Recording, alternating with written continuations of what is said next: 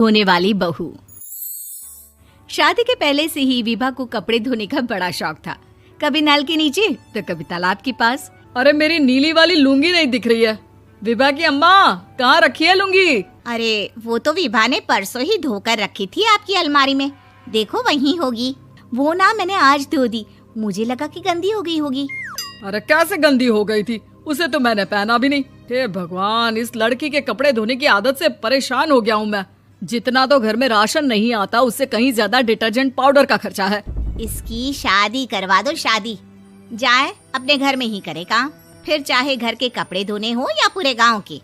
हाँ ठीक बोल रही हूँ, देखता हूँ मैं कोई लड़का। वो दिन भी आ जाता है जब विभा को देखने लड़के वाले आ जाते हैं। लड़की मुझे अच्छी लगी। होने वाली सास कहती है, बेटी अगर कुछ पूछना है तो पूछ लो। वैसे तो हमारी लड़की बहुत ही शर्मीली है, जो बोल दो वो मान लेती है, इसे क्या पूछना होगा। अरे कैसी बात कर रही हो माँ, मुझे इन लोगों के घर रहना है, सवाल तो कई है। हाँ हाँ बेटा, पूछ लो ना, क्या पूछना है। आप लोगों के घर कपड़े कौन धोता है? सास का मुंह बन जाता है। देखो, अगर तुम ये कहना चाहती हो कि तुम्हें कपड़े धोने नहीं आते तो सुन लो, कपड़े मैं ही धोती हूँ, लेकिन तुम्हारे आ जाने के बाद मैं रुमाल तक नहीं धोऊंगी। अरे चुप रहना भाग्यवान, बहू बेचारी घर आई नहीं, उसे डराना शुरू कर दिया। वो क्या है ना बिटिया, अभी तक तो ये कल्लू की माँ ही धोती थी, लेकिन अब तुम्हारे पापा तो दहेज में वॉशिंग मशीन देंगे ही। तभी विभा की माँ बोल पड़ती है, सवाल भी पूछा तो क्या। वैसे भाई साहब, मशीन की तो फिर भी कपड़े धोने की कैपेसिटी होती है। मतलब जो बिटिया दे रहे हैं ना विभा, इसे कपड़े धोने का बहुत शौक है। ये आप लोगों के क्या, आस पड़ोस गांव मोहल्ले सबके कपड़े धो दे और उफ तक ना करे। बाहर देखा नहीं आपने कितने कपड़े सूख रहे हैं? सब हमारी बिटिया ने ही तो धोए हैं। बस भी करो ना माँ, शर्म आ रही इतनी तारीफ सुनकर। और तो और एक दाग निकाल कर दिखाओ तो मान जाऊं। हाँ अच्छा अच्छा, माफ करना बेटा, मैंने गलत समझा। हमें तो रिश्ता बहुत पसंद है। और ऐसे जुड़ जाता है रिश्ता कपड़े धोने का शौक रखने वाली विभा का। उसकी शादी हो जाती है कोयला फैक्ट्री में काम करने वाले कल्लू के साथ। शादी के बाद अचानक विभा चिल्लाती हुई सास के पास आती है। सासू माँ, अरे सासू माँ कहाँ है आप? ये तो धोखा है, धोखा दिया आप लोगों ने मुझे। इसे ससुर के चक्कर के बारे में पता चल गया। अरे तो उसमें तुझे क्यों धोखा मिला है? अरे नल में पानी नहीं आता, कपड़े कैसे कब धुलेंगे? अच्छा अच्छा, तू पानी नहीं आ रहा उसकी बात कर रही है? तो आपने क्या सोचा? कुछ नहीं। अच्छा, तेरी माँ ने कहा था कि कपड़े धोने का शौक है तुझे, याद आया मुझे। शौक शौक बोलकर कपड़े धोने वाले मेरे जुनून को कम ना आके सासू माँ, कपड़ा धोना मेरा गुरूर है।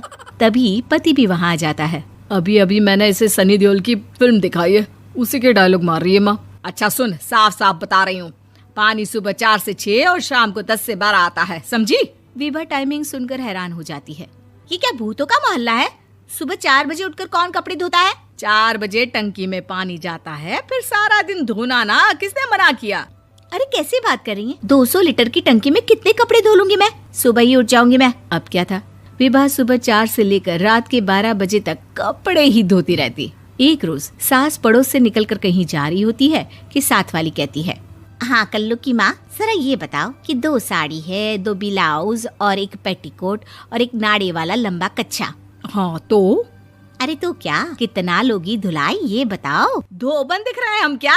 हमारे पति सरकारी नौकरी से अभी अभी रिटायर हुए हैं और बेटा सुपरवाइजर है कोयला फैक्ट्री में। धोबन समझ रखा है हमें?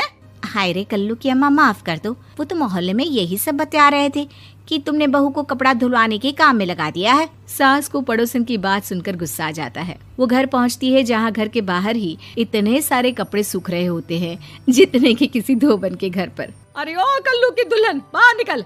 माँ जी यहीं आ जाओ, बाथरूम में चादर धो रहे हैं हम। अरे अभी हम धोते हैं, तुमको बाहर निकलो। ये आस पड़ोस वाले बोल रहे हैं कि हम बहू से कपड़े धुलवा धुलवा कर उसे कपड़ा धोने वाली बना दिए हैं।